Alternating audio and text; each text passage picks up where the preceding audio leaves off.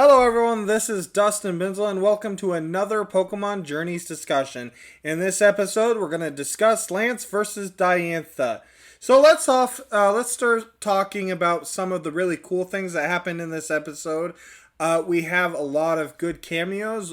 We have Richie, which we haven't seen since Chronicles, I believe, which was around third generation anime, which is really cool. And then, of course, we also got Pokemon Chronicles characters for Jimmy, Marina, and Vincent. And these characters showed up for Lance because Kanto and Johto representation. And speaking of Jimmy, Marina, Vincent, we've seen Marina quite a bit throughout the series. She was a top coordinator. We also saw, and Vincent, of course, or Jackson, battled Ash in the Johto League, so that was pretty cool. And then, of course, we have Sawyer, Shauna, Tierno, and Trevor showing up for cameos for Diantha.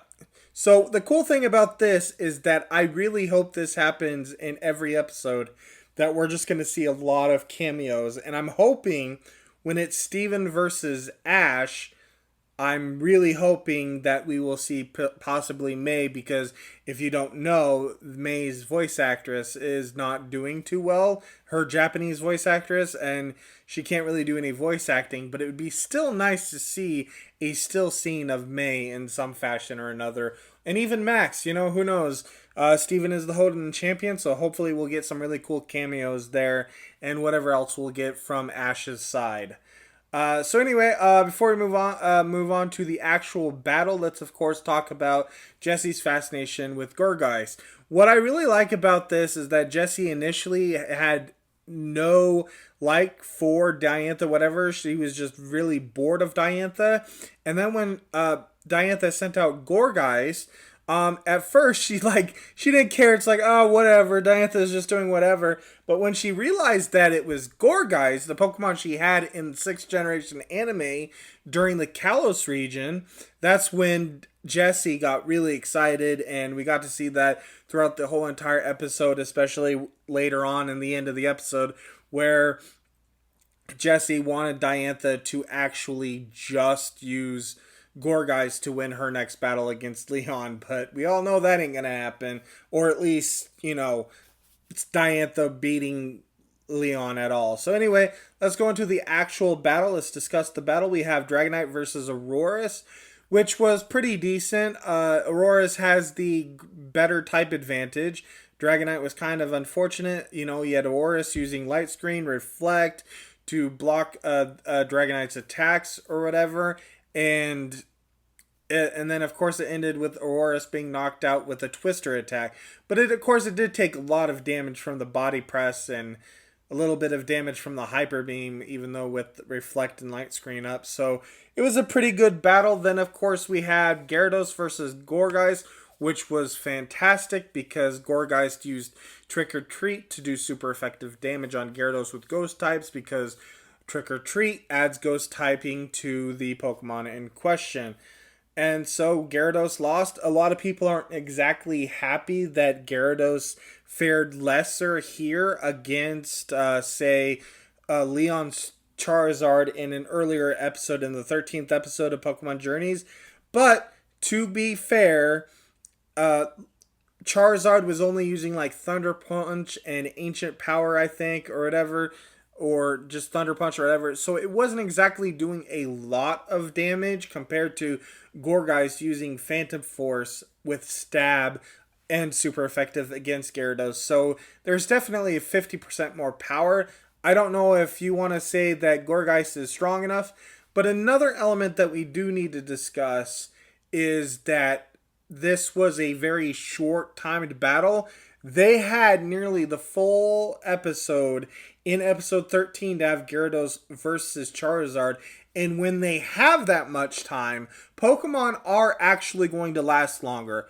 I know a lot of you may not like it, but you have to understand that there is a limited amount of time. What you also have to understand is that they didn't even plan on making these episodes until a producer said, hey, wouldn't it suck if we didn't animate these battles or whatever? So there's a lot of things going against the production team or whatever. So I don't think it's necessarily fair to criticize Gyarados for seeming to be weaker because it fared less than it did against Leon's Charizard, which should definitely be stronger than Gorgai's, definitely. But we do have to take into consideration that they only have a limited amount of time, and not even that. Something that is probably going to be something very apparent is that there are a lot of breaks in this series recently, and I'm not talking about the 3-month break that we got from COVID, which was completely understandable, but we're just getting a lot of breaks here, and it seems to be like TV Tokyo's decision to do so. Maybe it's because the Pokemon anime hasn't gotten to the groove again. COVID must have really screwed them over, but the issue is, of course, that it is screwing with the production team. So I don't necessarily think you can really fault the battle completely because of the limited time that they have to work with. It was what I said with Alon versus Leon. Like, maybe they could have structured the battle a little bit different so that Mega Charizard X wasn't knocked out immediately by a Dragon Pulse. But what we do have to realize is that they only have a limited amount of time to work with. And I think it's unfair to say that something is weaker because it was beaten a lot easier than in another battle. The more time they have to work with, Pokemon are just naturally going to last longer. Whereas if there's not that much time, if there's only a minute for a battle, then Pokemon are going to be one-shotted. That is something that every Pokemon fan of anime needs to understand. There could also be production issues as to why that is the case. Anyway, let's move on to Hydreigon versus Gourgeist. This was fine. This is when the screen started to fail mostly. Hydreigon, of course, knocked out Gourgeist because of its dark typing. Also, it was part Ghost with Trick or Treat, but that didn't really seem to matter.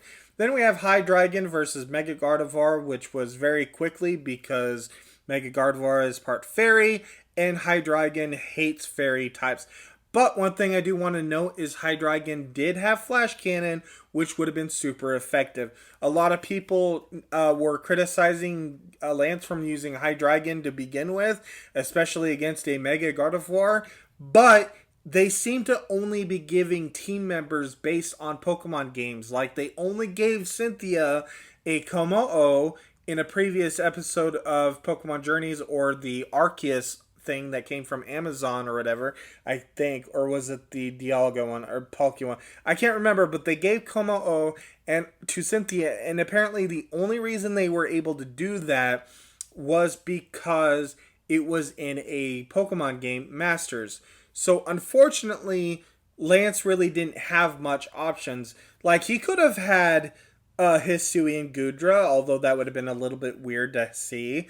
He could have maybe had Naganadel or Dragalge, but he didn't have them in the games. So why am I bringing this up? Well, if you really think about it, Hydreigon, of most of Lance's options that they could have had, would have been the best choice against Aurorus as well as Gourgeist, because Dragonite and Gyarados were both weak against Aurorus. Dragonite being 4 times weak against Ice and 2 times weak against Rock, and Gyarados being 2 times weak against Rock. But also, if Aurorus did have Freeze Dry, it would have also been 4 times super effective against Gyarados.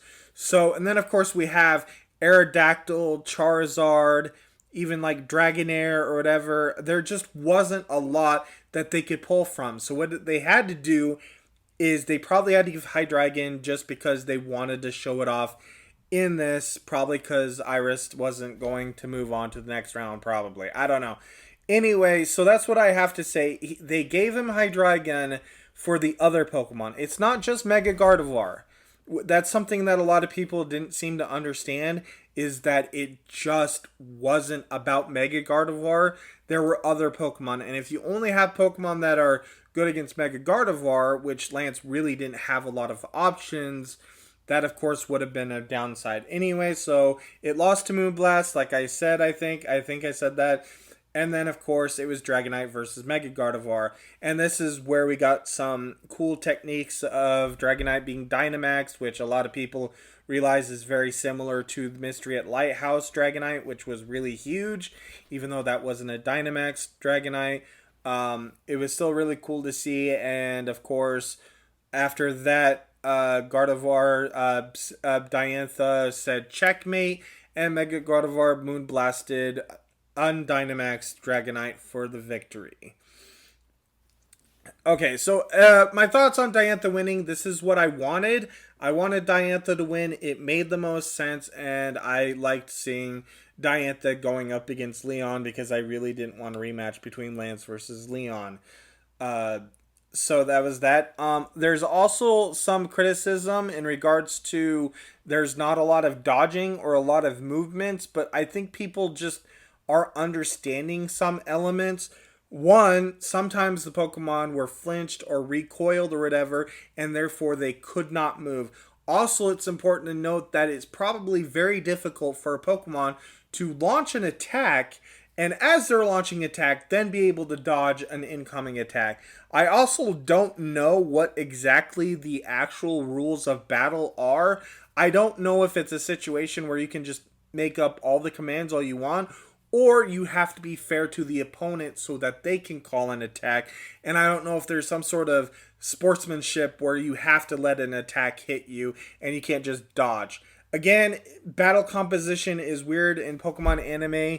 It's a lot easier to follow in the games, but the anime has that freedom of the limitation freedom to do whatever they want with it or whatever. So, yeah, a lot of the reasons why they didn't move is because they could not move. Or it didn't make any sense for them to move. You know, it's like... Also, there's also the fact that a lot of people just weren't understanding things. Like, yeah, it may seem like a Pokemon is charging an attack really slowly, and that would give enough time to a Pokemon to dodge, but we really don't know because we're just focusing on one thing. We really don't know the time. We don't know if a Pokemon trainer can call out a dodge and then have that Pokemon also dodge. It has to make logical sense. And one of the things that I saw was that Gardevoir used Moonblast, I believe, and it's like, why didn't Dragonite dodge it or whatever? And I looked at it or whatever, and I'm like, they couldn't really dodge it.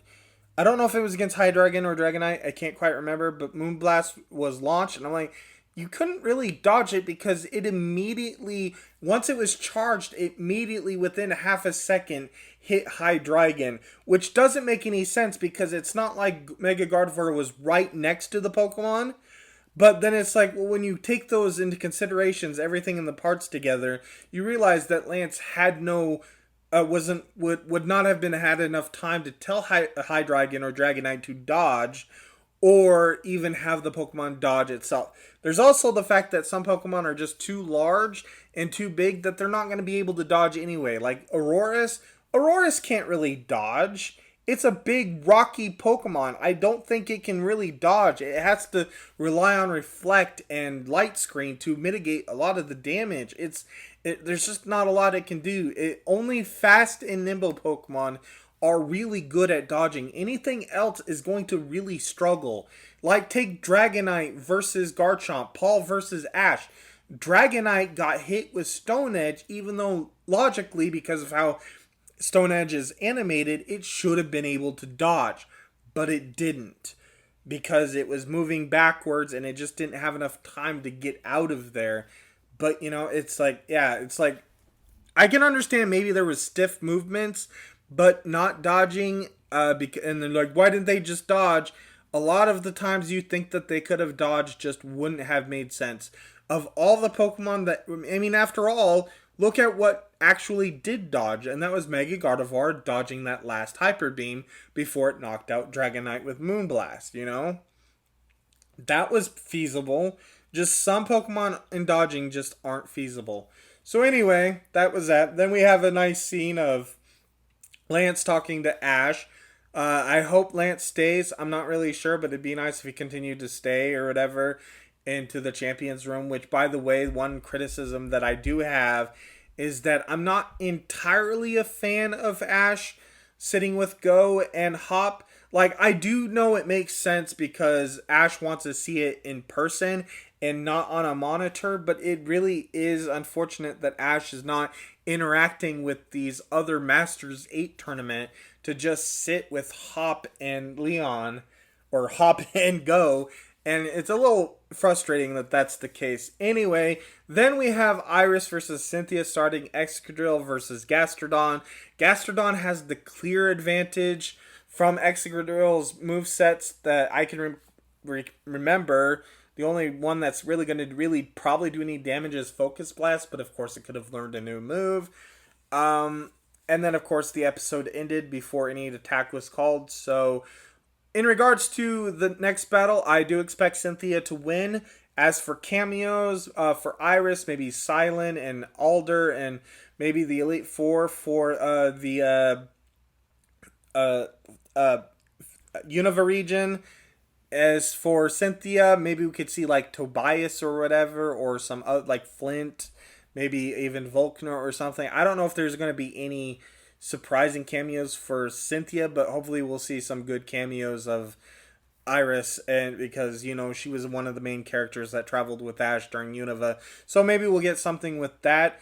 Again, I am expecting Cynthia to win. I also expect that Iris is going to Dynamax one of her Pokemon because none of them can Gigantamax.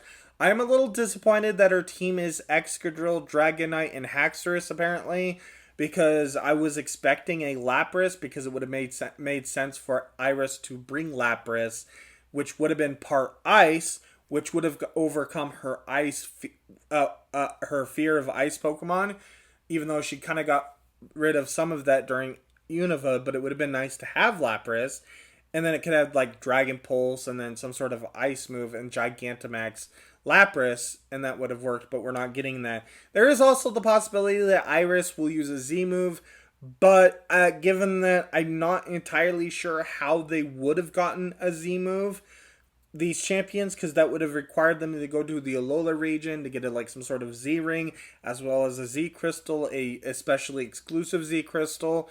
I don't know how much it makes any sense, but it's still possible.